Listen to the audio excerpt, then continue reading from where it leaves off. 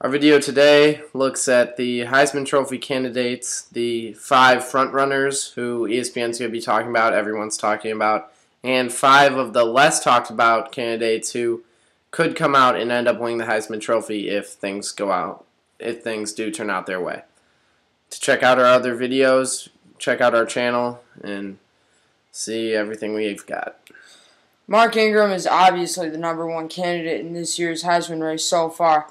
He's trying to repeat winning the Heisman Trophy. But if I honestly had a vote last year, I would have taken Toby Gerhardt and Ndamukong Suh over him. This 212-pound junior machine led the Crimson Tide to the national title last season. He's coming off a big 1,658-yard, 17-touchdown season.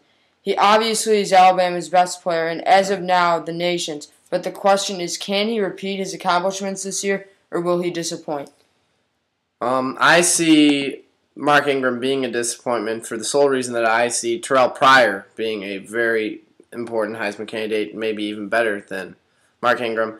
He only threw for 2,094 yards last year. This is okay, but it's good considering that he's more of a rushing attack.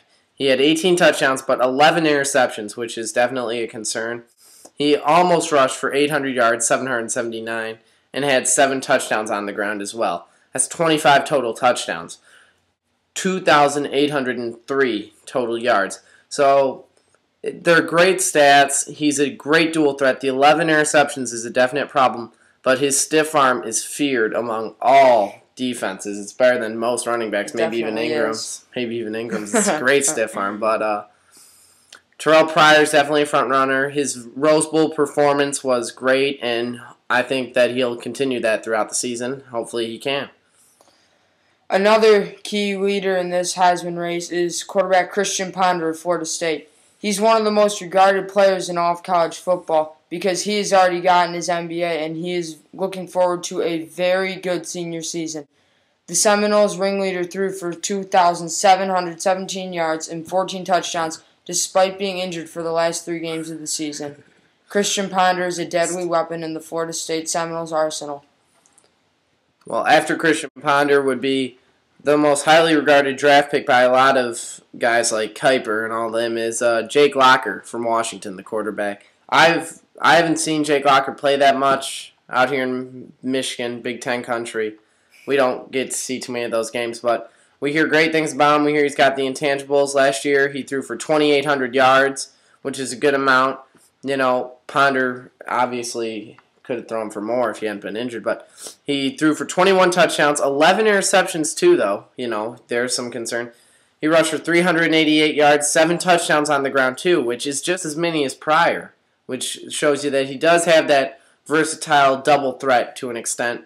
So almost 3,200 total yards, 12 yards away from that, and 28 total touchdowns, which is definitely a pretty big number. If he can get that to 30 total touchdowns this year, even 35, he'll definitely become a bigger threat. He also needs to work on his interception total, and Washington has to have some success. Yeah, they really do. This Washington team is just based around Jake Locker, so he's kind of holding his own campaign.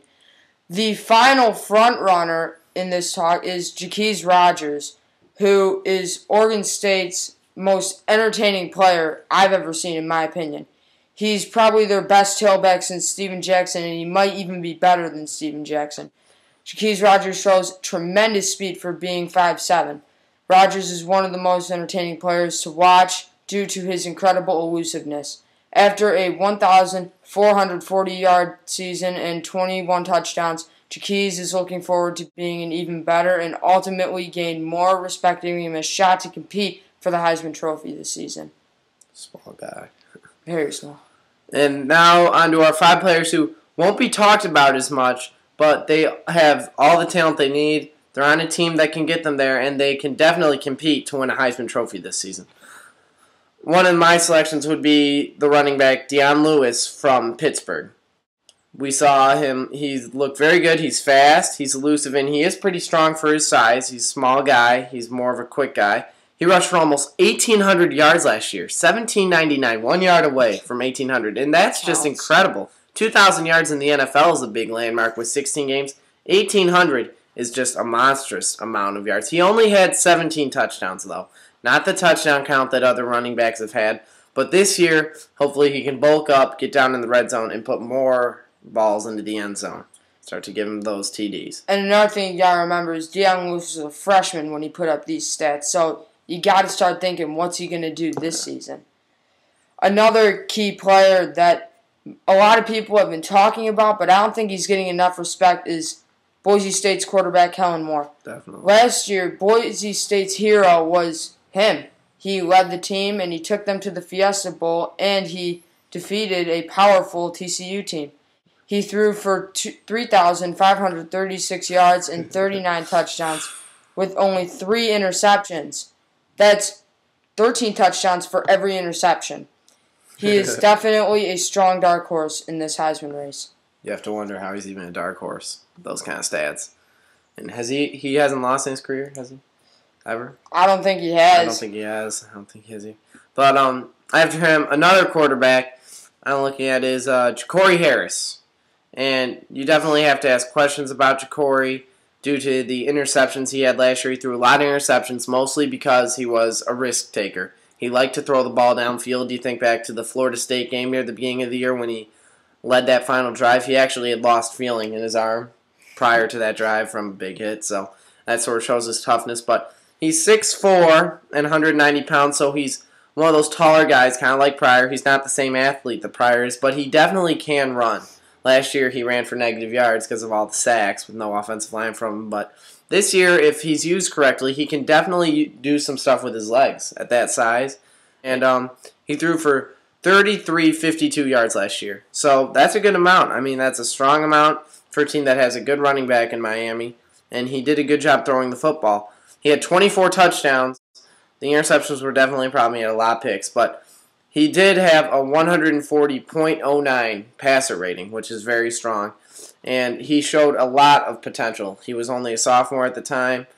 You know, he hadn't been through the system. It was his first year starting. He's learned a lot of things. This year he can come back, hopefully make less mistakes, throw more touchdowns, and show a little more with his legs is what I would hope for. Maybe bring Miami into some higher contention. Yeah, I think, to your point, Miami really deserves a bit more respect. They're a very talented football team with Ja'Cory Harris. One dark horse that I really don't think is getting a whole lot of buzz around him is Virginia Tech's running back Ryan Williams. Not at all. I mean, most people are seeing Tyrod Taylor, and I think Tyrod Taylor is good, but this guy is way better. Virginia Tech's running offense leader is definitely Ryan Williams. He had 1,655 rushing yards last season and 21 touchdowns. And he's only a sophomore this season, which is incredible, like Deion Lewis.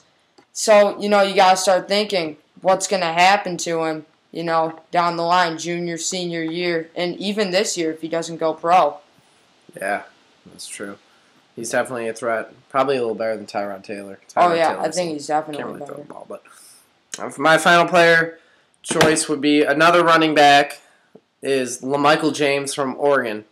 He's very fast. He's elusive, and he's very explosive. He's not the strongest player, but he's extremely quick, fast, sort of just a quicker player. Who would you compare him to? I'm not really sure. I'd kind of compare him to a Mark Ingram, just a bit faster and not as strong. Yeah, probably. Or Deion Lewis, maybe. Yeah, or Deion Lewis type player. Last year he ran for 1,546 yards, which is a pretty strong amount when you think about it. Mark Ingram ran for 1,658. He was only, 100 or so yards back. And he had 14 touchdowns, which is definitely a strong suit. And the problem will be this year the loss of Jeremiah Masoli.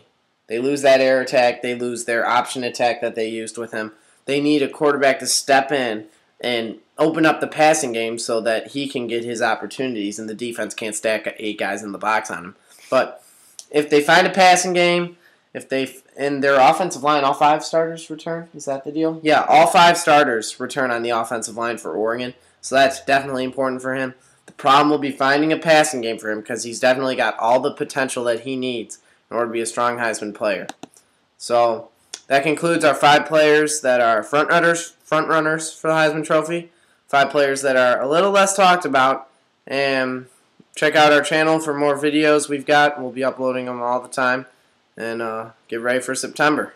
Woo, football season. It's finally here.